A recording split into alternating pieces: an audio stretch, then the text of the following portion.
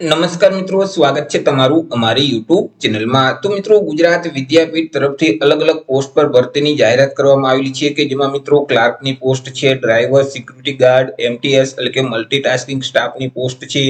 તો આપણે આ ભરતી વિશે તમામ પ્રકારની માહિતી એક જ વિડીયોમાં મેળવી લેશું, પરંતુ તે પહેલા વિડીયો ગમે તો લાઈક અને શેર કરી દેજો, ચેનલમાં નવા હોય તો ચેનલને સબસ્ક્રાઇબ કરી દેજો। તો ચાલો મિત્રો, વિડીયોની શરૂઆત કરીએ। તો મિત્રો, આજે ભરતીનું નોટિફિકેશન છે તે ગુજરાત વિદ્યાપીઠ તરફથી જાહેર કરવામાં આવેલું છે। ગુજરાત વિદ્યાપીઠમાં જે ટીચિંગ અને નોન ટીચિંગ સ્ટાફની જે અલગ અલગ જગ્યાઓ ખાલી છે તે જગ્યાઓ ભરવા માટે લાયકાત ધરાવતા ઉમેદવાર પાસેથી અરજીઓ મંગાવવામાં આવેલી છે। તો સૌથી પહેલા મિત્રો આપણે ચર્ચા કરી લઈશું કંઈક અગત્યની તારીખ વિશે। હવે મિત્રો, આ જે ભરતી છે તેમાં જો તમારે અરજી ફોર્મ ભરવું હોય તો ઓનલાઈન અરજી ફોર્મ ભરવાનું રહેશે। મિત્રો, અહીં ઓનલાઈન અરજી ફોર્મ આજથી શરૂ કરી દેવામાં આવશે, એટલે કે 1/6/2024 થી બપોરના 2 વાગે અરજી ફોર્મ શરૂ કરવામાં આવશે અને 18/6/2024 બપોરના 4 વાગ્યા સુધી તમે ઓનલાઈન અરજી ફોર્મ ભરી શકશો। ઓનલાઈન અરજી ફોર્મ જે ગુજરાત વિદ્યાપીઠની ઓફિશિયલ વેબસાઇટ છે તે વેબસાઇટ ઉપર જઈ તમારે 18/6/2024 બપોરના 4 વાગ્યા સુધીમાં અરજી ફોર્મ ભરી દેવાનું રહેશે। જો કોમેન્ટ બોક્સમાં વધારે કોમેન્ટ આવશે તો અવશ્ય આપણે અલગથી એક વિડીયો અપલોડ કરી દઈશું કે જાતે અરજી ફોર્મ કેવી રીતે ભરી શકાય। ત્યાર પછી મિત્રો, જે ટીચિંગ સ્ટાફની પોસ્ટ છે તો તેના માટે એક મૌખિક ઇન્ટરવ્યુ લેવામાં આવશે અને આ જે ઇન્ટરવ્યુ છે તે મિત્રો 20/6/2024 થી લઈને 22/6/2024 દરમિયાન લેવામાં આવશે। ત્યાર પછી જે નોન ટીચિંગ સ્ટાફની પોસ્ટ છે તેમાં જો વધારે અરજી ફોર્મ આવશે તો અહીં વિદ્યાર્થીની સૌથી પહેલા તો એક લેખિત પરીક્ષા લેવામાં આવશે અને આ જે લેખિત પરીક્ષાનું આયોજન છે તે 23/6/2024 ના રોજ કરવામાં આવશે।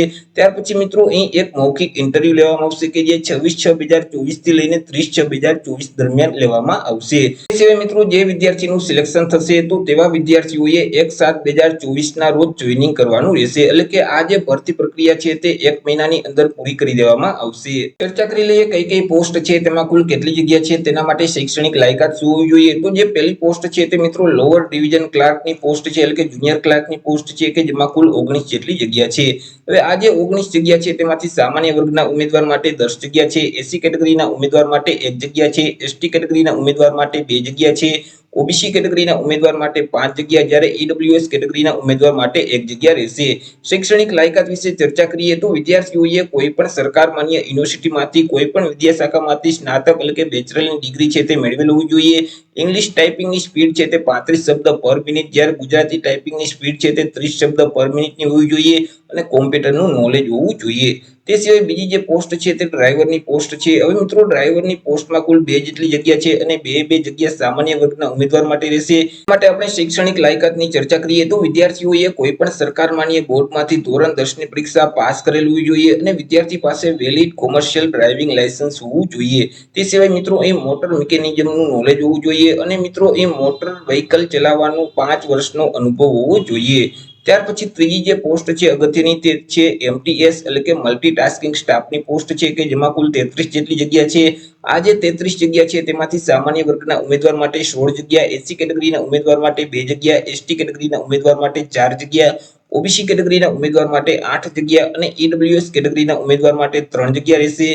તેના માટે આપણે શૈક્ષણિક લાયકાતની ચર્ચા કરીએ તો વિદ્યાર્થીઓએ કોઈ પણ સરકાર માન્ય બોર્ડમાંથી ધોરણ 10 ની પરીક્ષા પાસ કરેલ હોવી જોઈએ અથવા તો આઈટીઆઈમાં કોઈ પણ કોર્સ છે તે પાસ કરેલ હોવો જોઈએ। ત્યાર પછી મિત્રો, ગ્રાઉન્ડમેનની પોસ્ટ છે કે જેમાં 4 જગ્યા છે અને 4 જગ્યા સામાન્ય વર્ગના ઉમેદવાર માટે જ રહેશે। તેના માટે આપણે શૈક્ષણિક લાયકાતની ચર્ચા કરીએ તો વિદ્યાર્થીઓએ કોઈ પણ સરકાર માન્ય બોર્ડમાંથી ધોરણ 10 ની પરીક્ષા પાસ કરેલ હોવી જોઈએ અથવા તો આઈટીઆઈમાંથી કોઈ પણ કોર્સ છે તે પાસ કરેલ હોવો જોઈએ।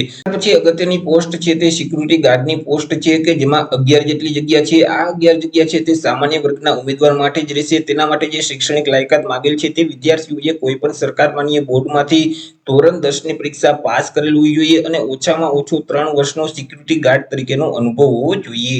ચર્ચા કરી લઈએ આપણે પગાર ધોરણ વિશે કે ઉમેદવારને કેટલો પગાર આપવામાં આવશે। તો ઉમેદવારને દર મહિને ફિક્સ પગાર મળવા પાત્ર થશે કે જેમાં મિત્રો જે ડ્રાઈવરની પોસ્ટ છે અને ક્લાર્કની પોસ્ટ છે તો તે ઉમેદવારોને દર મહિને ₹20,000 ફિક્સ પગાર મળવા પાત્ર થશે। તે સિવાય ગ્રાઉન્ડમેનની પોસ્ટ છે અને એમટીએસ એટલે કે મલ્ટીટાસ્કિંગ સ્ટાફની જે પોસ્ટ છે તો તે ઉમેદવારને દર મહિને ₹17,000 ફિક્સ પગાર મળવા પાત્ર થશે। તે સિવાય મિત્રો જે સિક્યુરિટી ગાર્ડની પોસ્ટ છે તો તે ઉમેદવારોને દર મહિને ₹12,000 ફિક્સ પગાર મળવા પાત્ર થશે. ચર્ચા કરી લઈએ મિત્રો અહીં એપ્લિકેશન પ્રોસેસિંગ ફી વિશે એટલે કે અરજી ફી વિશે. કયા ઉમેદવારોએ કેટલી અરજી ફી ભરવાની રહેશે? તો તમામ ઉમેદવારોએ અરજી ફી છે તે ભરવાની રહેશે. તમામ ઉમેદવારોએ એકસરખી જ ફી ભરવાની રહેશે. મિત્રો અહીં અરજી ફી છે તે પણ તમારે ઓનલાઈન જ ભરવાની રહેશે. અરજી ફી તરીકે ₹500 ભરવાના રહેશે. તમે મિત્રો ક્રેડિટ કાર્ડ, ડેબિટ કાર્ડ કે નેટ બેન્કિંગના માધ્યમથી અરજી ફી ભરી શકશો. અને મિત્રો આ જે ભરતી છે તે એક પ્રકારે કરાર આધારિત ભરતી છે, કોન્ટ્રાક્ટ બેઝ પર ભરતી છે, 11 મહિનાના કરાર આધારિત ભરતી છે. મિત્રો ગુજરાત વિદ્યાપીઠમાં ટીચિંગ અને નોન ટીચિંગ સ્ટાફની જે જગ્યાઓ ખાલી છે તે જગ્યાઓ ભરવા માટે લાયકાત ધરાવતા ઉમેદવાર પાસેથી અરજીઓ મંગાવવામાં આવેલી છે. ટીચિંગ સ્ટાફની જે પોસ્ટ છે તેમાં અલગ અલગ 10 પોસ્ટ છે, જ્યારે નોન ટીચિંગ સ્ટાફની જે પોસ્ટ છે તેમાં અલગ અલગ 21 જેટલી પોસ્ટ છે. અને તમામે તમામ પોસ્ટ છે તે મિત્રો કોન્ટ્રાક્ટ બેઝ પર રહેશે.